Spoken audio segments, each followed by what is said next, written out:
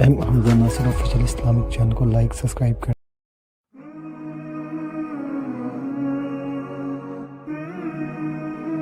جب بندے سے گناہ سرزد ہو جاتا ہے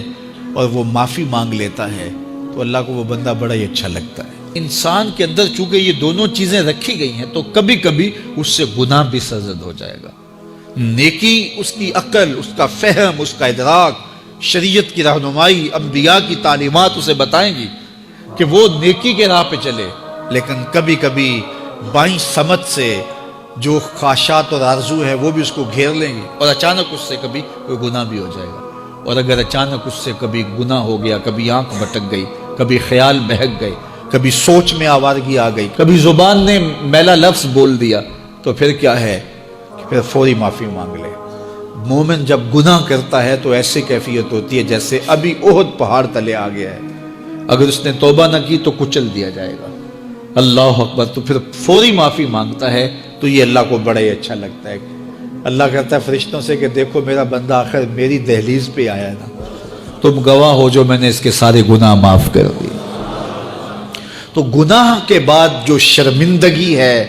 دیکھیے ایک اور جملہ کہتا ہوں، نیکی کرنے کے بعد جو تکبر پیدا ہوتا ہے کہ میں بڑی نیکی کر لی ہے اور باقیوں کو بندہ حقیر سمجھنے لگتا ہے، اور اس سے کوئی غلطی سرزد ہو جائے اس کے بعد شرمندگی ہوتی ہے اور اپنے آپ کو چھوٹا سمجھنے لگتا ہے اور اللہ سے معافی مانگتا ہے، تو اس نیکی کرنے کے بعد وہ جو آپ کے اندر تکبر اور رعونت اور عجب پیدا ہوا، اس سے کہیں بہتر ہے کہ آپ سے اگر کوئی خطا سرزد ہوئی تھی تو اس سے آپ کے اندر عجز اور توبہ کا جذبہ پیدا ہوا۔ اور اللہ کو یہ بڑا پسند ہے کہ کوئی بندہ، چونکہ ممکن ہی نہیں ہے کہ جب انسان ہے اس کے اندر یہ خواہشات رکھی ہیں تو کبھی اس سے، یہ انبیاء کی ذوات ہیں جو پاک ہیں، باقی کبھی کچھ خطا سرزد ہو جائے گی، اس سے معذرت کر لے۔ آپ نے نام سنا ہوگا ایاس کا، محمود غزنوی کا بڑا محبوب وزیر تھا اور بہت زیادہ بادشاہ اس سے محبت کرتا تھا، تو آیان سلطنت جلتے تھے، تو بادشاہ گاہے گاہے کوئی ایسا منظر ان کو دکھلاتا کہ اس سے میں خاص پیار کیوں کرتا ہوں۔ ایک دن بادشاہ کے ہاتھ میں موتیوں کی بھری ڈبیا تھی اور محل کے اندر یہ ایک حوض تھا، تالاب تھا، تو اس کے اندر اس نے وہ سارے موتی پھینک دیے۔ شفاف پانی اور نیچے فرش پہ پڑے ہوئے موتی نظر آ رہے ہیں، تو اس نے ایک ایک وزیر کو کہا کہ یہ موتی نکال کے لاؤ اور سنو اپنا لباس اور اپنا بدن نہیں بھیگنے دینا۔ تو سب نے کہا یہ کیسے ہوگا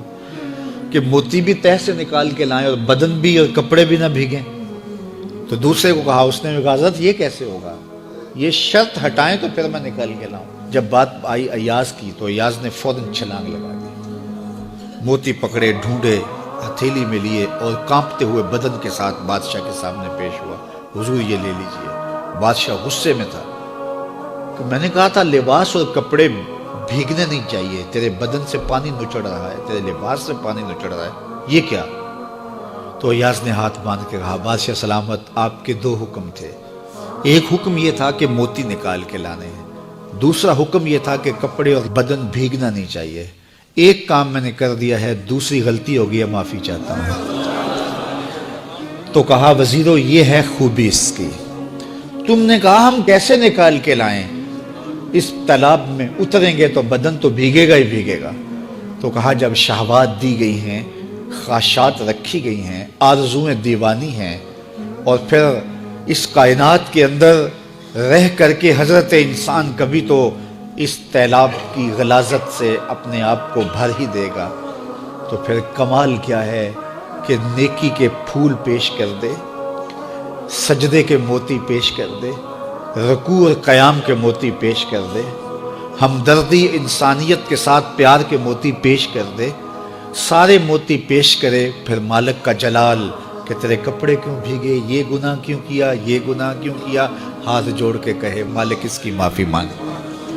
تو اللہ تعالیٰ پچھلے گناہ نہ صرف معاف کرتا ہے بلکہ ان گناہوں کو نیکیوں میں تبدیل کرتا ہے۔ حمزہ ناصر آفیشیل اسلامک چینل کو لائک سبسکرائب کریں۔